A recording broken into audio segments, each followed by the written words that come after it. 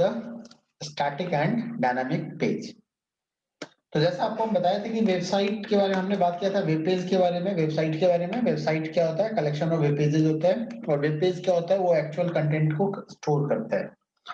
अब अगर हम बात करें तो देखा जाए तो there are different types of the web page, ठीक है। एक हमारा स्टैटिक वेब पेज होता है और एक हमारा डायनामिक वेब पेज होता है। तो ये स्टैटिक और डायनामिक वेब पेज का मतलब है क्या? देखो, स्टैटिक वेब पेज हम ऐसे वेब पेज को कहते हैं जिसके कंटेंट फिक्स होते हैं, जिसके कंटेंट ऑलवेज एक जैसा ही होता है। अगर हम उस वेबसाइट को ओपन करें तो हमेशा हमें वही इंफॉर्मेशन देखने को मिलेगा। और डायनामिक हम उसको कहते हैं जिसका कंटेंट चेंज होता रहता है, ठीक है। Means it's depend upon the person to person, ठीक है। स्टैटिक में क्या है कि पर्सन टू पर्सन इंफॉर्मेशन में कोई चेंज नहीं आएगा, जबकि डायनामिक में क्या है कि person to person information change हो सकता है, प्लेस टू प्लेस भी इंफॉर्मेशन चेंज हो सकता है ना, और टाइम टू टाइम भी इंफॉर्मेशन चेंज हो सकता है। तो ये कई तरह के कुछ कंटेंट है, या यूजर आईडी के बेस पे, है ना। आपका फेसबुक है तो आपको अलग इंफॉर्मेशन मिल रहा है, मेरे फेसबुक पे कुछ अलग इंफॉर्मेशन मिल रहा है। तो क्या ये डायनामिक कंटेंट मिल रहा होता है हमें, है ना। बट स्टैटिक का मतलब हो गया कि there is a fix information.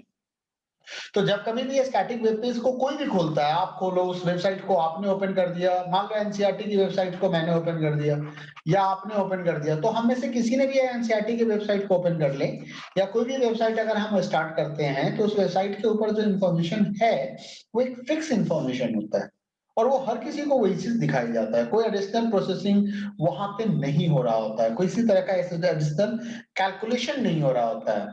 तो hence a static web page remains the same for all user। मतलब ये चीज ध्यान रखना है कि static web page is called static because it shows always the same content, ठीक है। अब स्टैटिक वेबसाइट्स के अंदर क्या होता है कि अगर मान लो आपका वेब ब्राउजर ने किसी वेबसाइट्स की रिक्वेस्ट को डाला, अच्छा, जो रिक्वेस्ट आपके ब्राउजर के थ्रू जा रहा होता है उस रिक्वेस्ट को हम एचटीटीपी रिक्वेस्ट कहते हैं, ठीक है। एचटीटीपी का मतलब हो गया hyper text transfer protocol request, क्योंकि यही प्रोटोकॉल रिस्पॉन्सिबल होता है इंफॉर्मेशंस को रिट्राइव करने के लिए या आपको दिखाने के लिए। तो इस रिक्वेस्ट को, क्योंकि आपने एक वेबसाइट का एड्रेस ब्राउजर को दिया है, ब्राउजर क्या करेगा? रिक्वेस्ट भेजेगा, जो एचटीटीपी रिक्वेस्ट, और ये ब्राउजर को नहीं भेजता है, ये किसको भेजेगा? ये सर्वर को भेजेगा। ये किसको भेजेगा? It send to the server, ये सर्वर को भेजेगा, वेब सर्वर को। वेब सर्वर क्या करेगा? उस रिक्वेस्ट के अकॉर्डिंग वो फिर रिस्पांस देगा, and whatever the response given by the web server, that is known as the HTTP response, ठीक है। तो स्टैटिक वेब पेज जो है,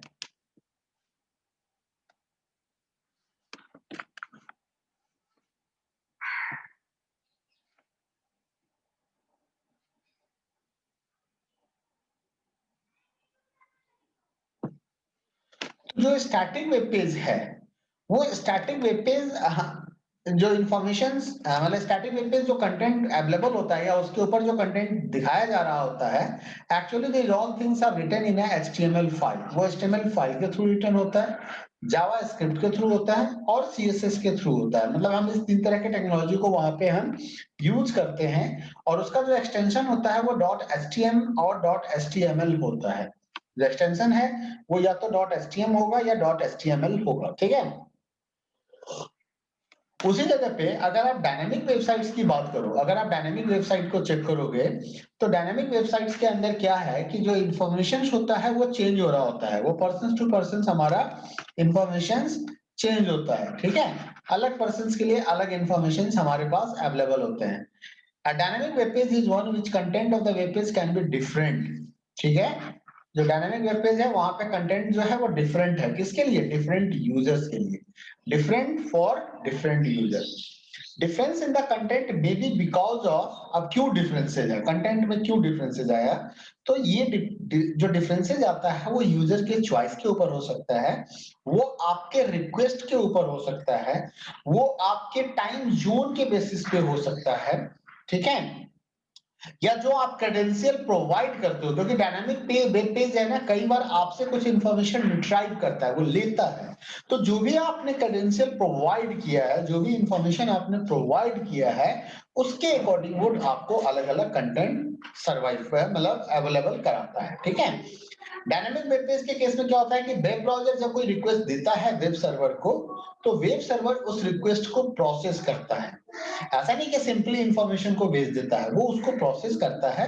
प्रोसेस करने के बाद, जिसको हम एडिशनल प्रोसेस कहते हैं, प्रोसेस करने के बाद वो जो इंफॉर्मेशन डेटाबेस से उसके पास अवेलेबल होता है, उसके अकॉर्डिंग वो आपको वो कंटेंट अवेलेबल करा देता है। तो डायनामिक वेब पेज जो होते हैं ये थोड़े से कॉम्प्लेक्स होते हैं इन कंपेयर टू स्टैटिक, और इसके लोडिंग टाइम भी ज्यादा होती है। स्टैटिक वेब पेज के मुकाबले इसमें ज्यादा टाइम लगता है। क्यों? Because server required to do some processing. अब यहां से एक क्वेश्चन आता है, अक्सर पूछा गया है पीछे कई बार एग्जाम में। एक आता है client side scripting language. Client side scripting language, उसमें नाम आता है जावा स्क्रिप्ट का, उसके अंदर में नाम आता है PHP का। ठीक है, वेरी स्क्रिप्ट भी है, उसके बाद आपका पाइथन भी आ जाता है अब तो, है ना। दूसरा हमारा आता है server side scripting language. Server side scripting language. तो जब आप सर्वर साइड स्क्रिप्टिंग लैंग्वेज को देखोगे, तो वहां पे भी आपको जावा स्क्रिप्ट का तो नाम आ ही जाता है। ऐसे जावा स्क्रिप्ट मत लिखना, कभी कोई पूछ दे तो। PHP बता देना, पाइथन बता देना, ठीक है, JSP बता देना, ASP.NET बता देना। ठीक है, ये सब जो है सर्वर साइड स्क्रिप्टिंग लैंग्वेज है। ठीक है, इन सर्वर साइड स्क्रिप्टिंग लैंग्वेज की मदद से क्या होता है कि ये सर्वर के ऊपर इस कोड को एग्जीक्यूट कराया जाता है। यहाँ जो मैं कोड बता रहा हूँ क्लाइंट साइड, ये वेब ब्राउजर पे एग्जीक्यूट होता है, और ये जो कोड है ये सर्वर पे एग्जीक्यूट होता है। तो इसलिए क्योंकि यहाँ पे हमें कुछ ऐसे कोडिंग करने होते हैं, कुछ और भी हैं, जावा भी है, रूबी भी है, हमें कुछ एडिशनल कोडिंग ऐसे करने होते हैं जो सर्वर पे एग्जीक्यूट हो सके। तो इसलिए ये थोड़ा सा कॉम्प्लेक्स होता है। यहाँ पे सर्वर्स जो होते हैं वो अलाउ करता है ऐसे कोड को कि वो इस time the page is loaded, कि पेज के कंटेंट को चेंज करे जब भी वो लोड हो रहा होगा। और इसलिए डायनामिक, अच्छा, जनरली देखा गया है कि डायनामिक पेज जो है वो किसी ना किसी डेटाबेस से कनेक्टेड होते हैं, डेटाबेस के थ्रू इंफॉर्मेशन को रिट्राइव करके उसे फिर वो अपडेट करता है पेज साइट, वेबसाइट के ऊपर। ठीक है, तो this is about the dynamic page. तो now you have to remember that कि what is the difference between static and dynamic. ठीक है, यहां भी आपको ब्राउजर नहीं आएगा, यहाँ पे क्या आएगा, यहाँ पे क्या लिखा हुआ होना चाहिए, सर्वर लिखा होना चाहिए। अब जैसा कि आपने पीछे देखा था कि स्टैटिक पेज के बीच में सिर्फ दो स्टेप होते थे, ये स्टेप 1 होता था और ये स्टेप 2 होता था। लेकिन जब हम डायनामिक पेज की बात कर रहे हैं तो देखो, स्टेप 1 में तो आपने रिक्वेस्ट भेजा, स्टेप 2 में क्या करता है वो एप्लीकेशन प्रोग्राम को कॉल करता है, एडिशनल प्रोग्राम को, जो उस रिस्पॉन्स को प्रोसेस करेगा, है ना। प्रोसेस करने के बाद क्या करेगा प्रोग्राम, क्या करेगा प्रोग्राम एग्जीक्यूट होगा और वो एचटीएमएल आउटपुट जनरेट कर देगा। प्रोग्राम क्या करेगा, डेटाबेस से इंफॉर्मेशन को लेके एचटीएमएल आउटपुट जनरेट करेगा। जनरेट करने के बाद वो रिस्पॉन्स जो है वो किसको दिया जाएगा, ब्राउजर को ट्रांसफर कर दिया जाएगा। तो देखो, एक सर्वर को 3 तरह का काम करना होता है, रिस्पॉन्स को लेना, प्रोग्राम को एग्जीक्यूट कराना, प्रोग्राम से डेटा को लेके फिर वापस सर्वर वेब ब्राउजर को ट्रांसफर कर देना। Now we are going to talk about the web server, कि वेब सर्वर हमारे क्या होते हैं, what is the meaning of the web server. अभी हम बात कर रहे थे वेबसाइट के बारे में, और हमने बात किया यहाँ पे वेब पेज के बारे में, वेब पेज के बारे में, और हमने बात किया यहाँ पे स्टैटिक वेब पेज के बारे में, और हमने बात किया यहाँ पे डायनामिक पेज के बारे में। तो दो, साथ ही साथ हमने वेब एड्रेस के बारे में भी बात किया, है ना। वेब एड्रेस, या इसको वेबसाइट एड्रेस भी कहते हैं, या इसी चीज को हम यूआरएल भी कहते हैं। हमने इन सबके बारे में बात की। लेकिन जरा सोचिए कि ये वेबसाइट, ये वेब पेज, ये जो इंफॉर्मेशन है, चाहे वो स्टैटिक हो चाहे वो डायनामिक हो, आखिर वो जाएगा कहाँ, स्टोर कहाँ होता है। अभी हम बोल रहे थे ना डायनेमिक साइट्स में इंफॉर्मेशन जो है वो सर्वर पे, तो सर्वर उसी को हम वेब सर्वर कहते हैं। देखो वेब सर्वर क्या है, कंप्यूटर है जो जिसके ऊपर वेब सर्वर एप्लीकेशन इंस्टॉल किया हुआ होता है और जहां पे डिफरेंट डिफरेंट वेबसाइट्स के इंफॉर्मेशन को स्टोर किया जाता है। क्यों स्टोर किया जाता है? क्योंकि जो ऑनर ऑफ वेबसाइट है उन्होंने इसी वेब सर्वर से स्पेस लिया था, इसी वेब सर्वर पे उन्होंने स्पेस लिया था। उन्होंने ये कहा था कि इसी वेब सर्वर के एक कोने में मेरी फाइल रखी होगी, दूसरे कोने में किसी दूसरे कंपनी की, फिर यहाँ पे किसी तीसरे कंपनी की, यहाँ पे किसी और कंपनी की, यहाँ किसी और कंपनी की, यहाँ किसी और कंपनी की। तो अलग अलग कंपनी की फाइल यहाँ पे रखी हुई है और उन सभी के फाइल को एक पर्टिकुलर नाम से रखा गया है और एक्चुअली उसको डोमेन नेम कहते हैं। क्या कहते हैं उसको हम लोग? डोमेन नेम कहते हैं। जैसे मान लो मैंने कह दिया yahoo.com, तो yahoo.com में हमारा क्या है? डोमेन है, डोमेन होता है, ठीक है।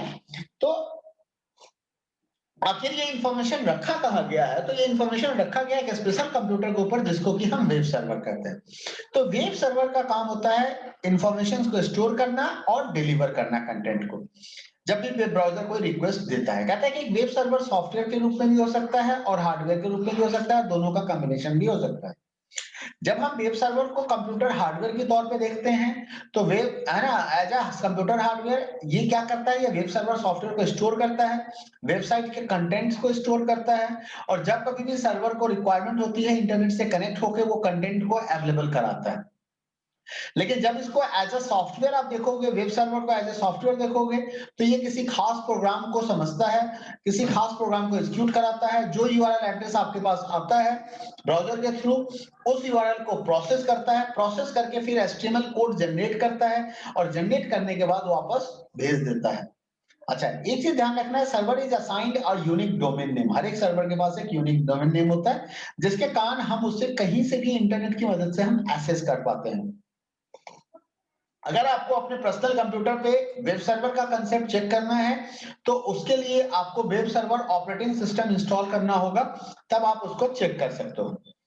वेब ब्राउजर क्या है? What is this web browser? Web browser हम काफी देर से कह रहे हैं, तो ये वेब ब्राउजर है क्या? एक्चुअली वेब ब्राउजर एक क्लाइंट कंप्यूटर होता है जहां पे एक एप्लीकेशन सॉफ्टवेयर इंस्टॉल किया जाता है और वो एप्लीकेशन सॉफ्टवेयर की जिम्मेदारी होती है कि क्लाइंट से, यानी कि हमसे और आपसे, जैसे मान लो ये आपका गूगल क्रोम है, जैसे द गूगल क्रोम, यहाँ पे आप बैठे हुए हो हंसते हुए, आपने यहाँ से कुछ इंफॉर्मेशन गूगल क्रोम को दिया। गूगल क्रोम क्या है? गूगल क्रोम हमारा वेब ब्राउजर है।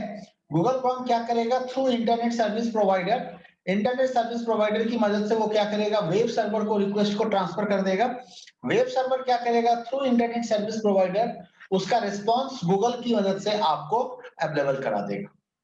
ठीक है।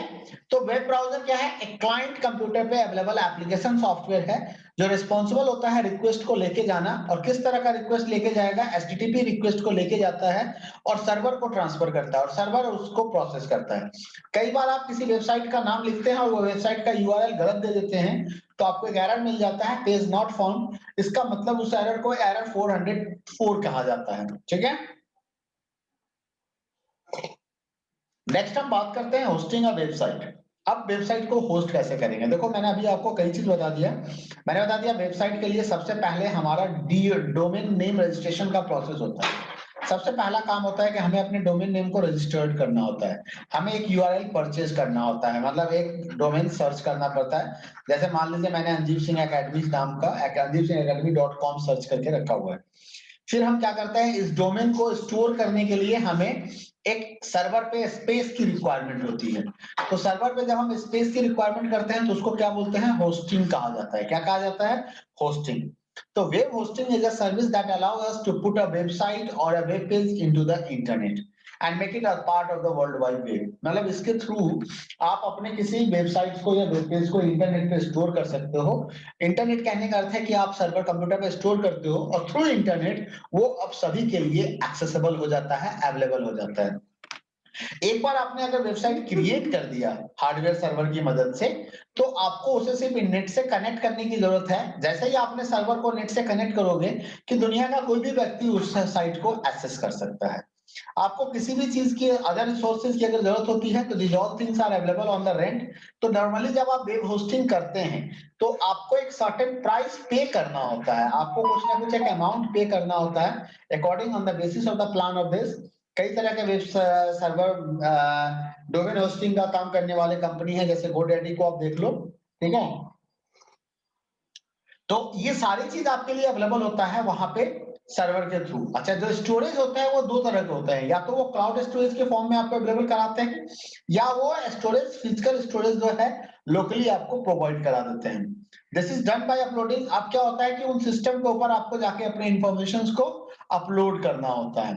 ये क्या करेंगे, जब कभी भी आप वेबसाइट होस्ट करते हो तो आपको एक कंट्रोल पैनल दे दिया जाता है, और कंट्रोल पैनल के थ्रू आप अपने इंफॉर्मेशन को उस सर्वर पे अपलोड कर सकते हो। वेब सर्वर चाहे वो लोकल हो चाहे वो क्लाउड हो, आपको इंटरनेट से कनेक्ट करने की जरूरत होती है। और जब आप इंटरनेट से कनेक्ट करते हो तो आपके कंप्यूटर को एक स्पेशल एड्रेस चाहिए, उस एड्रेस को कहा जाता है आईपी एड्रेस। कौन सा एड्रेस? IP address. This is called internet protocol. Without IP address आपका कंप्यूटर ब्राउजर से कनेक्ट, मतलब इंटरनेट से कनेक्ट नहीं हो सकता है। Needs to be mapped actual name. अच्छा, एक चीज और ध्यान रखना है, आईपी एड्रेस तो आपका कंप्यूटर का होता ही होता है, आपका डोमेन का भी आईपी एड्रेस होता है। जो आप वेबसाइट परचेज करते हैं, हर एक वेबसाइट को एक आईपी एड्रेस भी दिया जाता है, लेकिन हम सभी लोग क्या करते हैं, आईपी एड्रेस को याद नहीं रखते हैं। हम क्या करते हैं, उसके वेब एड्रेस को याद रखते हैं। क्यों? क्योंकि याद रखना आसान होता है हमारे लिए। यहाँ पे एक वर्ड आता है domain name resolution. Domain name resolutions का मतलब क्या होता है कि आपके वेबसाइट्स को प्रॉपर आईपी एड्रेस में कन्वर्ट कर देना। To get the appropriate IP address of given website, जो भी डोमेन का नाम दिया उस नाम के बेसिस पे उसके आईपी एड्रेस को रिकॉग्नाइज करना, इस प्रोसेस को डोमेन नेम रिजोल्यूशन कहा जाता है। हम क्या करते हैं, हम तो एक सिंपल यूआरएल परचेज करते हैं, यूआरएल ब्राउजर के ऊपर डालते हैं, यूआरएल को डोमेन नेम के थ्रू, डोमेन जो रजिस्टर्ड होता है ना, जो भी आपने रजिस्ट्रेशन करा रखा होगा, वो डोमेन को क्या करता है, ब्राउजर क्या करता है, उस डोमेन यूआरएल को आईपी एड्रेस में कन्वर्ट करता है। कन्वर्ट करने के बाद वो फिर इंटरनेट सर्विस प्रोवाइडर को भेजता है, और अगर ब्राउजर को नहीं पता होता है तो वो डायरेक्ट इंटरनेट सर्विस को दे देता है। इंटरनेट सर्विस फिर से उसका आईपी एड्रेस भेज देता है, फिर जाके वो प्रोसेस आगे फॉरवर्ड होता है। आपको अगर होस्ट करवाना है अपना कोई वेबसाइट, तो सबसे पहले आपको डोमेन नेम रजिस्ट्रेशन करना पड़ेगा। सबसे पहले तो एक कंपनी को ढूंढिए जिस कंपनी के ऊपर आप सर्विस लेना चाहते हैं। उसके बाद आपको डोमेन नेम रजिस्ट्रेशन करनी होगी। डोमेन नेम रजिस्ट्रेशन के बाद आपको डिसाइड करना पड़ेगा कि आपको क्या क्या सर्विस चाहिए, आप कितना स्पेस कंज्यूम करेंगे, आप किस बैंडविड्थ पर डेटा को एक्सेस करेंगे, आपको फायरवॉल सपोर्ट चाहिए नहीं चाहिए, आपको बैकअप सपोर्ट चाहिए नहीं चाहिए, आपको ईमेल सर्विस चाहिए नहीं चाहिए। ये सब आपको डिसाइड करना पड़ता है आफ्टर रजिस्ट्रेशन, मींस होस्टिंग करने के लिए। एंड ये सब आसानी से किया जा सकता है, बट आपको इन सब के लिए कुछ ना कुछ पेमेंट देनी होगी। विदाउट पेमेंट कोई सर्विस अवेलेबल नहीं है। तो उसके अच्छा, वेबसाइट होस्ट कराने से पहले मैंने भी आपको क्या बोला कि सबसे पहले डोमेन नेम को रजिस्टर्ड करो। तो डोमेन नेम ढूंढो, उसको रजिस्टर्ड करा लो, डोमेन नेम को रजिस्टर करा लो। जैसे आप रजिस्टर करा दोगे उसके बाद आपको स्पेस की जरूरत पड़ेगी, आपको स्पेस लेना पड़ेगा सर्वर से। सर्वर आपको स्पेस प्रोवाइड करेगा और साथ ही साथ कुछ लॉगिन क्रेडेंशियल वो आपको शेयर करेगा, सो दैट कि आप उसके थ्रू लॉगिन हो सके, और लॉगिन होने के बाद आप अपने फाइल्स को अपलोड कर सकते हैं प्रॉपर्ली उसके ऊपर एलोकेटेड स्पेस पे आप ले जाके स्टोर कर सकते हैं। ठीक है, यहाँ पे एक टर्म आया डोमेन नेम सिस्टम, मैंने अभी बताया था domain name resolution. Domain name system क्या है? is a service that does the mapping between the domain name and IP address. Domain name system एक सर्विस है जो आईपी एड्रेस और डोमेन नेम के बीच में मैपिंग का काम करता है। जब कभी भी आप कोई एड्रेस वेबसाइट का एंटर करते हैं ब्राउजर में, अभी मैंने बताया था, तो डोमेन नेम सर्वर क्या करता है, आईपी एड्रेस पता करके और आईपी एड्रेस के थ्रू ही वेबसाइट को एक्सेस करता है। एक बार गूगल करके आप चेक कीजिएगा, हर वेबसाइट का एक आईपी एड्रेस है। किसी भी वेबसाइट का आईपी एड्रेस आपको पता करना है तो find IP address of website करके गूगल कीजिए, आपको आसानी से पता चल जाएगा। The next topic that is the browser. अब हमारे पास जो लास्ट टॉपिक है वो ब्राउजर ही है। अब इसी के ऊपर हम बात करते हैं कि ब्राउजर क्या होता है। तो ब्राउजर एक सॉफ्टवेयर एप्लीकेशन है that help us to view the web pages. Web page को व्यू करने में हमारी ये मदद करता है। ठीक है, विदाउट ब्राउजर हम किसी भी इंफॉर्मेशन को इंटरनेट के थ्रू रिट्राइव नहीं कर सकते, हमें जरूरत ही होती है इसकी। There are so many browsers are available, but out of this, some of the browsers are too much popular. One is called Google Chrome. Next is the Microsoft Edge, internet explorer updated हो चुका है, Mozilla Firefox, opera. ये कुछ ऐसे web browser है जो most frequently हम use करते हैं, चाहे हम मोबाइल फोन की बात कर ले, स्मार्टफोन की बात कर ले, या लैपटॉप या डेस्कटॉप की बात कर ले। वेब ब्राउजर का नॉर्मली काम क्या होता है कि HTML डॉक्यूमेंट्स को प्रॉपर तरीके से रेंडर करके उसको इस फॉर्मेट में दिखाना कि इट्स अ रीडेबल, मतलब ऐसा नहीं दिखाना कि आपके समझ में ही ना आए, ऐसा दिखाना कि आप उसको समझ सकते हो। इस पे कई सारे हाइपरलिंक क्रिएट करके दिए जाते हैं सो दैट आप नेविगेट कर सकते हो एक जगह से दूसरे जगह पे। मोज़ैक जो है वो सबसे पहला वेब ब्राउजर था जो national centre for super computing applications के लिए डेवलप किया गया था। इनिशियल वेब ब्राउजर पहले मोजिला फायरफॉक्स का कब्जा होता था मार्केट पे, अब गूगल क्रोम का कब्जा होता है मार्केट पे। The initial web browser like mosaic जो है वो HTML डॉक्यूमेंट्स को यूज करता है प्लेन टेक्स्ट दिखाने के लिए, स्टैटिक वेबसाइट्स के लिए। बट आज के डेट में टेक्नोलॉजी इतना ज्यादा हो गया है कि वेब ब्राउजर बहुत सारे टेक्नोलॉजी को यूज करते हैं। वो PHP, जेएस क्वेरी और कई तरह की चीजों का इस्तेमाल हो रहा होता है, जावास्क्रिप्ट। ठीक है, in addition to this modern browser allow to wide range of visual effect. ये सभी ना इंक्रिप्शन की फैसिलिटी भी प्रोवाइड करते हैं। क्यों? ताकि इंफॉर्मेशन आपका सिक्योर्ड रहे। अब जो सबसे इंपॉर्टेंट काम है वो इंपॉर्टेंट काम होता है ब्राउजर की सेटिंग करना। After installation of web browser on your computer, this is not necessary, normally 99% peoples are work with the default setting. Maximum people जो है ना वो डिफॉल्ट सेटिंग के साथ काम कर जाते हैं, मैंने भी चेंज नहीं कर रखा है। But sometime if you want you can change it, आप चेंज कर सकते हो। चेंज करने का क्या एडवांटेज है? एडवांटेज ये होता है कि अगर आप सेटिंग्स को चेंज करते हो तो आपका ब्राउजर थोड़ा डिफरेंटली बिहेव करेगा in compare to non setted browser. ठीक है, क्या क्या चेंज हो सकता है ब्राउजर के सेटिंग में? हम प्राइवेसी की सेटिंग को चेंज कर सकते हैं, हम सर्च इंजन के प्रेफरेंस को सेव कर सकते हैं कि अगर हम सर्च करना चाहें तो गूगल के थ्रू सर्च होगा या याहू सर्च इंजन से सर्च होगा या विंग के थ्रू सर्च होगा, तो हम अलग अलग सर्च इंजन प्रेफरेंस दे सकते हैं। हम डाउनलोड ऑप्शन डिसाइड कर सकते हैं कि फाइल डाउनलोड होगा तो कहां डाउनलोड होगा, किस फोल्डर में जाके सेव होगा इंफॉर्मेशन को, है ना। हम कुछ ऑटो सिग्नेचर भी बता सकते हैं, हम बता सकते हैं कि हमारे मेल के साथ या हम जब कभी भी कोई सर्फिंग करें, मेल भेजें तो, है ना, या कभी कोई कम्युनिकेशन करें तो ये इंफॉर्मेशन जाना चाहिए, तो ऑटो सिग्नेचर भी आप डिसाइड कर सकते हैं। Auto fill and auto complete, आपने अपना नाम का स्टार्ट लेटर टाइप किया, ऑटोमेटिकली सजेशन आ जाता है कि ये नाम क्या टाइप करना चाहते हो। थीम, जो बैकग्राउंड ऑफ ब्राउजर है, कलर स्कीम है, इन सबको भी आप चेंज कर सकते हो। ब्राउजर आपको फैसिलिटी देती है कस्टमाइजेशन, आप इस कस्टमाइजेशन को कर सकते हो जब कभी भी चाहो, तो you can do this customization. आप उसको डिफॉल्ट सेटिंग में भी ले जा सकते हो, ये टोटली आप पे डिपेंड है। अच्छा, एक चीज ध्यान रखना है, क्वेश्चन आएगा कि right the name of the one open source web browser, तो मोजिला फायरफॉक्स। ऐसे वेब ब्राउजर का नाम बताइए जो फुल्ली ओपन सोर्स होता है, तो उसमें किसका नाम आ रहा है? मोजिला फायरफॉक्स का आ रहा है, और ये फ्रीली अवेलेबल है, आप इसे डाउनलोड कर सकते हैं, है ना, आप इसे डिस्ट्रीब्यूट कर सकते हैं, और अगर जरूरत पड़े तो क्योंकि ओपन सोर्स है तो आप चाहें तो चेंज भी इसके अंदर कर सकते हैं। अब देखो यहाँ पे कुछ इसने मोजिला फायरफॉक्स की सेटिंग के बारे में बताया है। सेटिंग करने के लिए आप चाहे गूगल क्रोम की बात कर लो, आपको इसी ट्रिपल डॉट पे क्लिक करना होता है। क्लिक करने के बाद यहाँ पे प्रेफरेंस, ऑप्शंस, एड ऑन्स, ये सारे हमें कस्टमाइज, ये सारे ऑप्शन मिल जाते हैं जिसके थ्रू हम सेटिंग को चेंज कर सकते हैं। ठीक है, अब देख लो यहाँ पे क्या है, ये मोजिला की सेटिंग दिखा रहा है। जनरल में क्या इंफॉर्मेशन अवेलेबल है? Restore previous screen, Firefox not a default browser, है ना, कंट्रोल टैब से ये काम होगा तो वो काम होगा, तो ये सारी चीजों को दिखा रहा है। इसकी अलग अलग कैटेगरी है, general, home, search, privacy, sync. कुछ सेटिंग्स तो आपको करना ही चाहिए अपने लैपटॉप को सेव करने के लिए, है ना।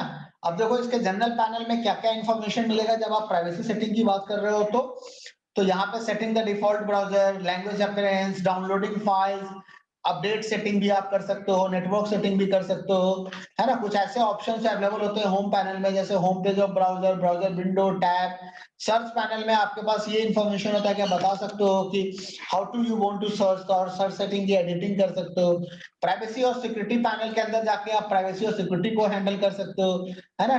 Tracking, protection, forms and password, store होगा नहीं होगा, नहीं होगा तो किसका नहीं होगा, स्टोर होगा तो किसका होगा, तो ये सारी सेटिंग हम यहाँ से कर सकते हैं। नेक्स्ट आता है हमारा sync panel.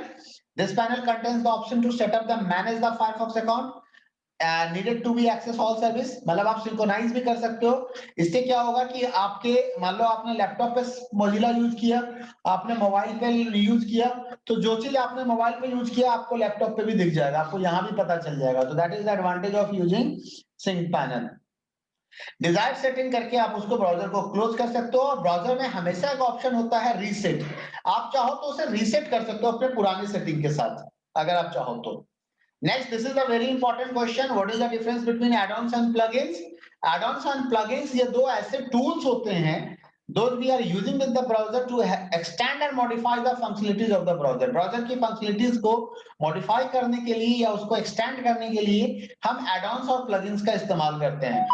Both the tools boost the performance of the browser, इसका काम है परफॉर्मेंस को बूस्ट अप करना, but they both are the different from each other. क्या डिफरेंसेस हैं ध्यान रखना है। प्लगइन क्या होता है? प्लगइन एक थर्ड पार्टी कंप्लीट सॉफ्टवेयर होता है, जिस सॉफ्टवेयर को हम अपने सिस्टम पे इंस्टॉल करते हैं, ये हमारे कंप्यूटर पे इंस्टॉल होता है, चाहे वो जावा प्लगइन हो या फ्लैश प्लगइन हो, ठीक है।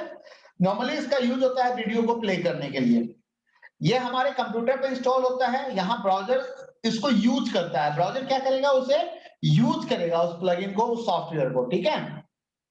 लेकिन उसी जगह पे अगर एड ऑन की बात करो तो एड ऑन जो होता है वो ब्राउजर डिपेंडेंट होता है। अलग अलग ब्राउजर में अलग अलग कंपनी के द्वारा बनाए गए कुछ एड ऑन्स होते हैं, जिसको आप ऐड करके अपने फंक्शनलिटीज को बढ़ा सकते हो, अपने ब्राउजर की वर्सिटी को बढ़ा सकते हो।